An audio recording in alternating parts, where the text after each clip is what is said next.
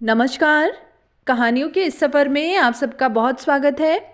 आज हम सुनेंगे अमरकांत जी की कहानी गले की जंजीर।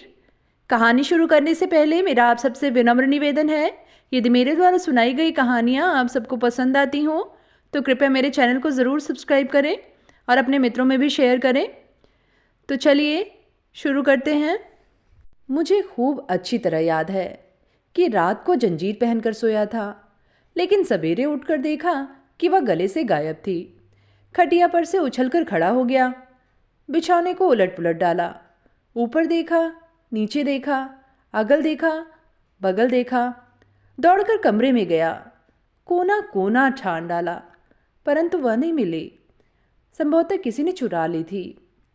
जहाँ तक मुझे याद है, प्रेस में ऐसी घटना पहले कभी नहीं हुई थी।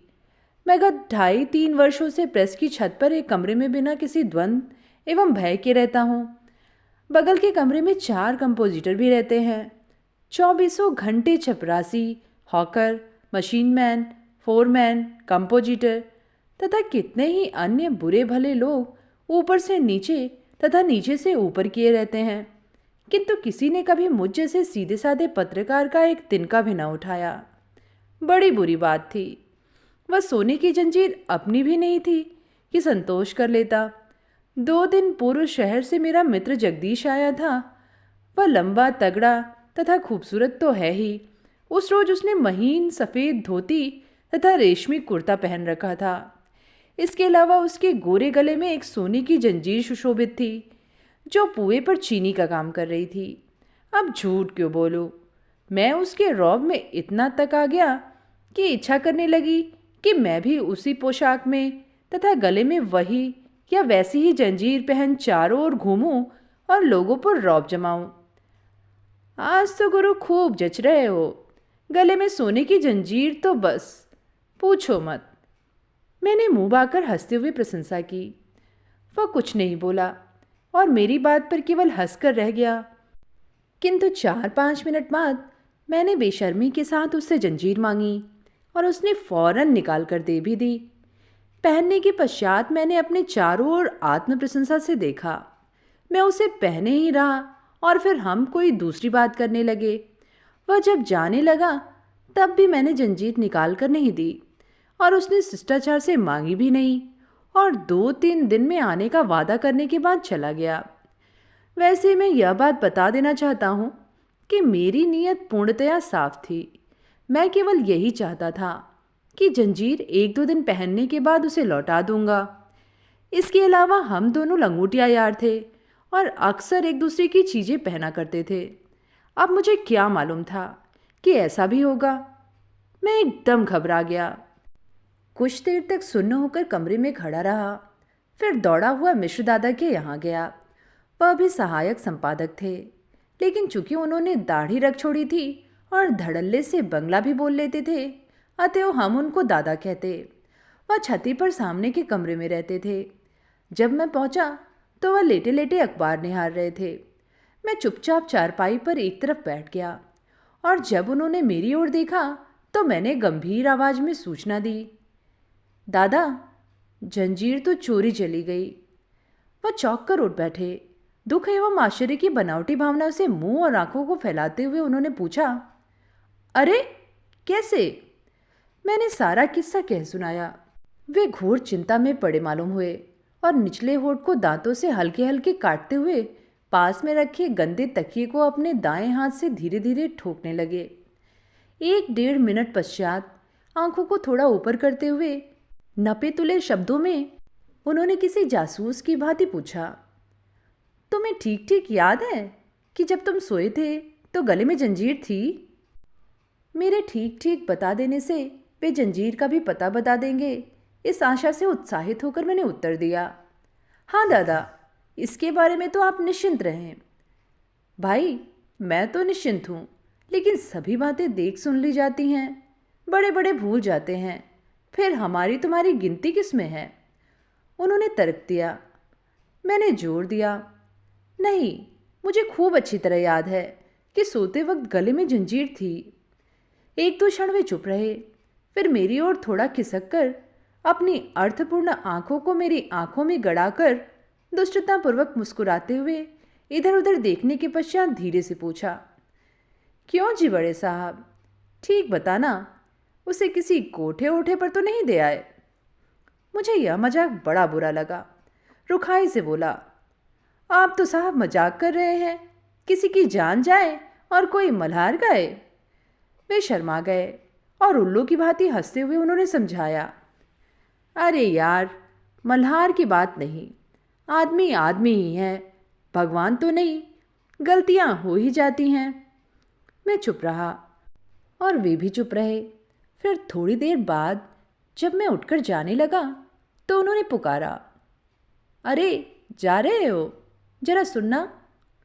मैं लौट आया तो उन्होंने सिर को कुछ आगे बढ़ाकर फुसफुसाकर शंका प्रकट की, भाई, मेरा तो शक उस रामधन पर जाता है।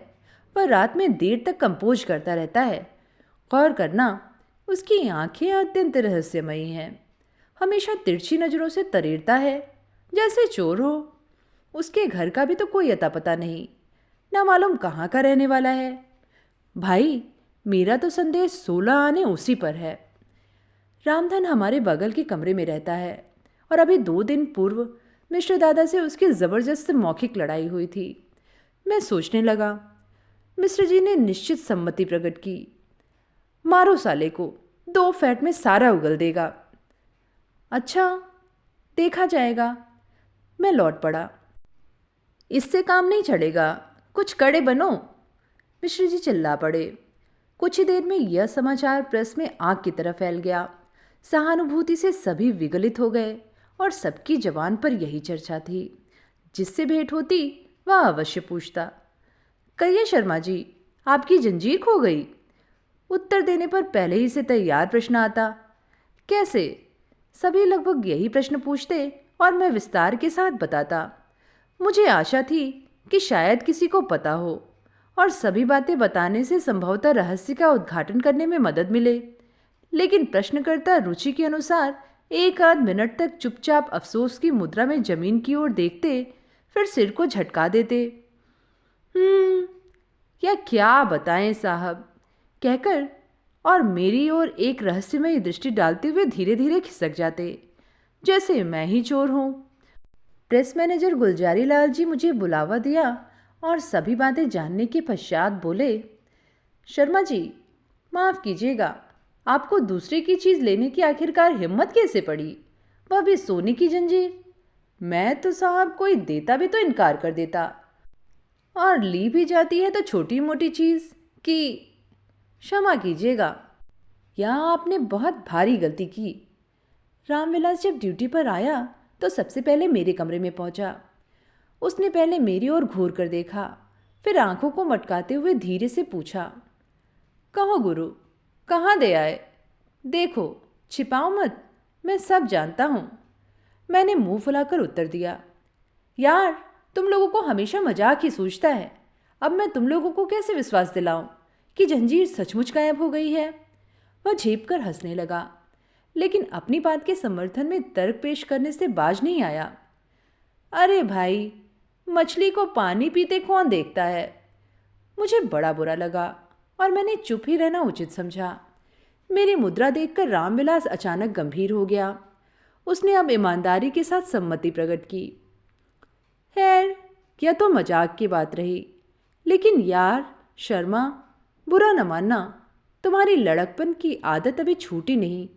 इतने बड़े हो गए, यूनिवर्सिटी में भी पढ़े हो, इसके अलावा एक पत्र के सहायक संपादक हो, लेकिन शौक क्या है कि जंजीर पहनूं, ठीक देहातियों की तरह। मेरा ख्याल है 150 की चपत पड़ी। तुमसे मैंने कल रात को ही कह दिया था कि देखो, जंजीर खो न देना, लेकिन तुमने कहना माना ही नहीं। मैं अब खोजबीन, पूछताछ तथा जांच पड़ताल कर रहा था, लेकिन इसके बावजूद प्रेस कर्मचारियों ने इस संबंध में अपनी धारणाएं बना ली थी। मोटे तौर पर 3 मत संगठित हो गए। प्रथम दल का कहना था कि शर्मा जी ने जंजीर किसी रंडी या किसी लुगाई को दे दी है। इसमें उसका कोई दोष नहीं। जंजीर साफ दिल से लौटा देने के लिए ली होगी, किंतु कोठे पर जाकर मजबूर हो गया होगा, रंडे ने नखरे से मचलकर जंजीर मांग ली होगी और वह इनकार नहीं कर सका होगा, और अब यहाँ आकर चोरी का बहाना कर रहा है। दूसरी पार्टी के लोग चोरी का कैसे पता लगाया जाए इसकी जरा भी चर्चा न करते हुए इस पर जोर देते थे कि मैंने जंजीर लेकर भारी गलती की। तीसरे दल के लोग अत्यंत ही ईमानदार एवं गर्म विचार के लोग थे और उनकी राय थी कि कुछ लोगों को पकड़कर उल्टा टांग दिया जाए या मुर्गा बना दिया जाए और उनकी समुचित रूप से तब तक पिटाई की जाए जब तक वे सब कुछ उगल नहीं देते। उगलेंगे क्यों नहीं, मार से तो भूत भी भाग जाता है। लगभग 10 बज गए थे और मैंने अभी तक मुंह में कुछ भी नहीं डाला था। मैं अब तंग आ गया था और चुपचाप आकर कमरे में बैठ गया। मैंने मन ही मन निश्चय किया कि प्रधान संपादक तथा जनरल मैनेजर के आने पर उनसे ही सब कुछ कहूँगा। वे शरीफ आदमी हैं, जंजीर का पता लगाने में कुछ उठा नहीं रखेंगे। लगभग 11 बजे प्रधान संपादक दफ्तर पहुँचे और चोरी की बात सुनकर फौरन मेरे कमरे में आए। वह गोरे, मोटे तथा नाटे थे। उन्होंने पैरों को थोड़ा फैला तथा कमर पर दोनों हाथ रखकर और जमीन को तिरछी नज़र से देखते हुए प्रश्न किया। बड़ी कमीनी चीज़ हुई, यह सब कैसे हुआ? मैंने विस्तार पूर्वक बताया। वे दायां हाथ ललाट पर रखकर कुछ सोचते रहे, फिर चौंक कर बोले जैसे न जानते हों। जंजीर कहाँ थी? मैंने फिर बताया कि गले में थी। अचानक वे तेजी के साथ कमरे में चारों ओर घूमकर इधर उधर पड़ी चीज़ों को देखने लगे। मेज की दराज में देखा, एक कुर्सी पर चढ़कर एक ऊंची अलमारी का निरीक्षण किया और नीचे बैठकर एक चूहे के बिल में झांका। फिर धीरे से बड़ा आश्चर्य है कहकर चारपाई पर बैठ गए। उनकी मुद्रा एवं चेष्टाओं से लगा कि उनको विश्वास हो चला था कि मैं जंजीर के साथ बाहर नहीं सोया था। उसे कमरे में भी तो छोड़ सकता हूँ। कुछ देर तक चुप रहने के पश्चात वे अचानक बोल पड़े, लेकिन मेरी समझ में नहीं आता कि आप जैसा होशियार आदमी जंजीर को गले में पहनकर बाहर कैसे सोया। यह तो ऐसी बात है कि जिसे एक छोटा लड़का भी नहीं करता। मैं बिल्कुल डर गया और मैंने स्वीकार कर लिया, यही तो मेरी एक गलती है और इसे मैं जानता हूँ। उन्होंने उत्साह में आकर जोरदार शब्दों में समझाया, गलती ही नहीं, सख्त गलती है। जानते हैं साहब, 150-200 रुपए की चीज़ है। फिर पहले का जमाना भी तो नहीं रहा कि आप कमरा खुला छोड़ जाइए और लौटने पर एक एक सामान अपनी जगह पर वैसे ही मिले। लोग बेईमान हो गए हैं, वे एक दूसरे की चीज़ हड़पने की फिराक में रहते हैं। यह सब आप जानते थे, फिर भी आपने यही गलती की। कहिए, मैं झूठ कहता हूँ? मैंने अत्यंत ही गदगद होकर उत्तर दिया, नहीं साहब, नहीं। जैसे इस तरह बोलने से उनके हृदय में मेरे प्रति सहानुभूति जाग पड़ेगी। वे और जोश में आ गए। भाई, मैं खरा कहता हूँ, लाख पते की एक बात। मैं यह जानता हूँ कि अगर हम ठीक से रहें तो किसी की मजाल नहीं कि हमारा बाल बांका कर सके। हमारा ही देख लो, आज तक कभी मेरी एक चीज़ भी गायब नहीं हुई है। मैं सभी चीज़ों को ढंग से रखता हूँ और सबकी हिफाजत की मुझे परवाह रहती है। अगर मैं ऐसा न करूँ तो पढ़ने लिखने से लाभ। शाम होते ही सभी कीमती सामान ट्रंक में मजबूत ताला लगाकर बंद कर देता हूँ। मजाल की कोई चोर साला ले जाए। तुमने भी अगर उस जंजीर को ताले में बंद कर दिया होता तो आज वह तुम्हारे पास होती। एक सोने की कीमती जंजीर को गले में पहनकर खुले में सोना कितनी बड़ी बेवकूफ़ी है। यह उपदेश देने के पश्चात वे चले गए। सचमुच मेरा मन मुझे धिक्कारने लगा। मैं कितना बेवकूफ़ और गंवार हूँ, इस छोटी सी चीज़ को भी नहीं समझ सका। उफ, यही जंजीर को ट्रंक में बंद कर दिया होता तो आज ऐसी हैरानी परेशानी नहीं उठानी पड़ती। मेरी तबीयत रोने रोने जैसी होने लगी और मैं चादर ओढ़कर चारपाई पर लंबा तान गया।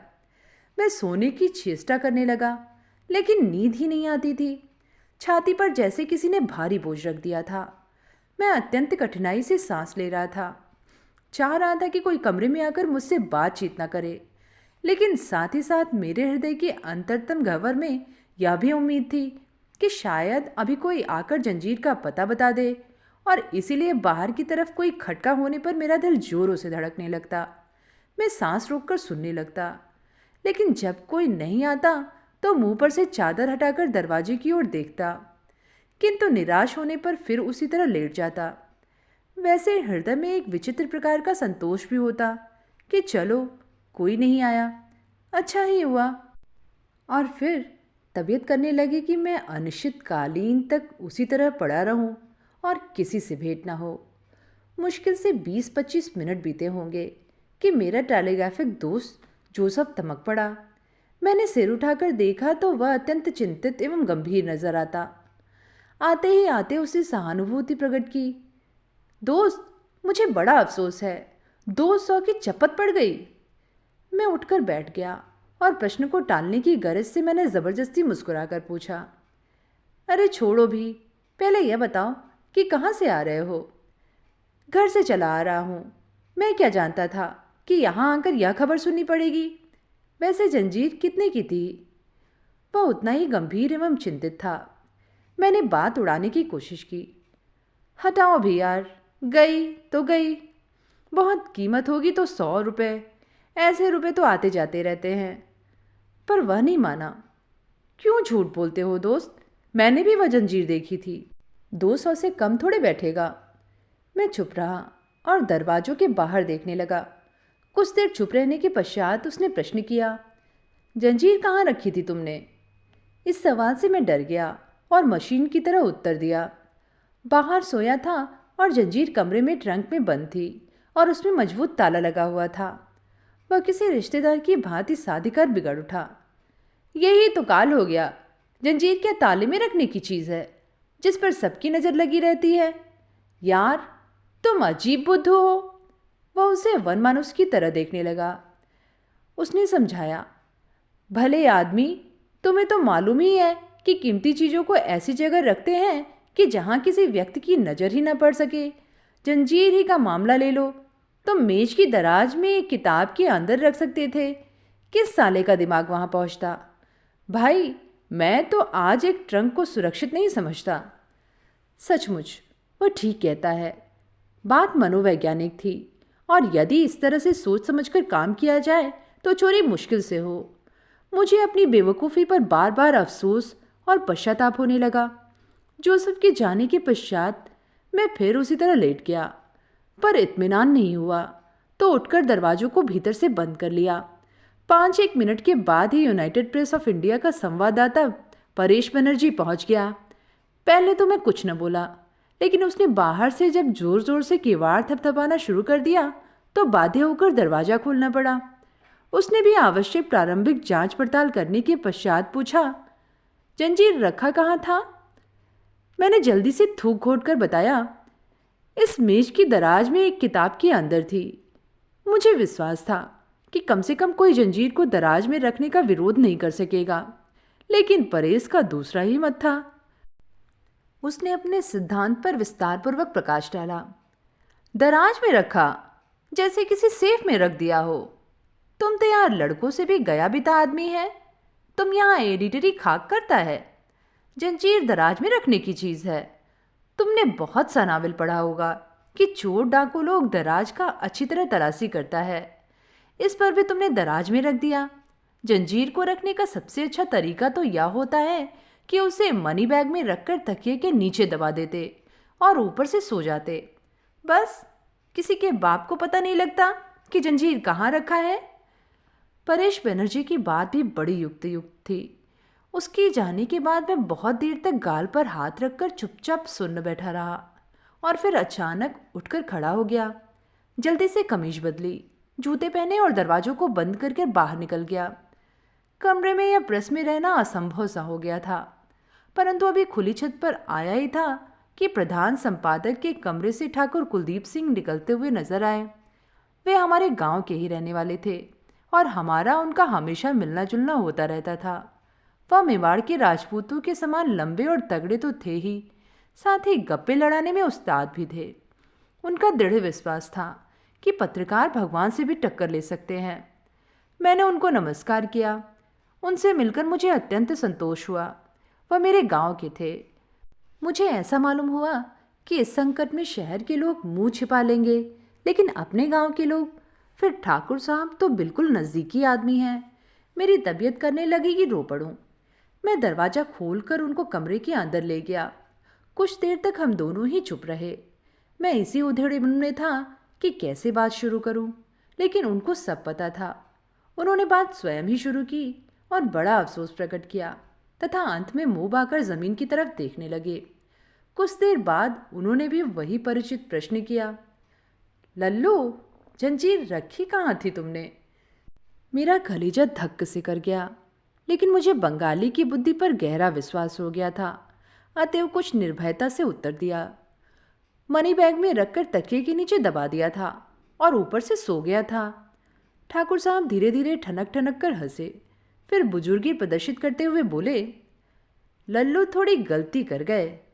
मैंने रुआसी आवाज में पूछा, क्या ठाकुर साहब? ठाकुर साहब पास खिसक आए और चारों ओर सशंकित दृष्टि से देखने के बाद बोले, देखो लल्लू, मुझे चोर उचक्कों से पाला पड़ा है, इसीलिए मैं उनकी बात जितना जानता हूँ उतना कोई नहीं जानता। मैं उनको मूर्ख की भांति निहारने लगा। उन्होंने उत्साह के साथ मंत्र बताया। उपाय साफ और सीधा है, पर इसे कम लोग जानते हैं। भाई देखो, चोर का दिल आधा होता है और वह वहीं पर चीजें चुराने की कोशिश करता है जहां से लोग दूर रहते हैं।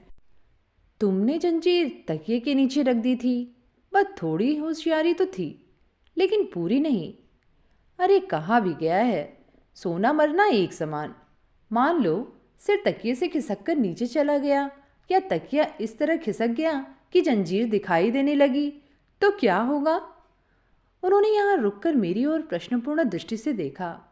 उनकी आंखें किसी विश्वविद्यालय के उस शिक्षक की भांति चमक रही थीं जो विद्यार्थियों को कोई कठिन विषय सफलतापूर्वक समझा रहा हो। फिर उन्होंने होठों को चाटते हुए रहस्योद्घाटन किया, अरे होगा क्या, चोर देखेगा तो जंजीर या मनी बैग, जो चीज़ हो अवश्य उठा लेगा, छोड़ेगा थोड़े। इसलिए तुम्हें जंजीर को गले में पहन कर सोना चाहिए था। एक तो किसी की कल्पना ही वहां तक नहीं जाती, और यदि किसी भी हालत में जाती भी तो किसी की हिम्मत नहीं पड़ती कि हाथ लगा दे। लल्लू, मेरा तो सब जाना सुना है। तो ये थी कहानी गले की जंजीर। कहानी आप सबको कैसी लगी नीचे कमेंट में लिख के ज़रूर बताइएगा। आगे भी ऐसी कहानियाँ सुनते रहने के लिए चैनल को ज़रूर सब्सक्राइब करें। फिर मिलेंगे एक नई कहानी के साथ। धन्यवाद।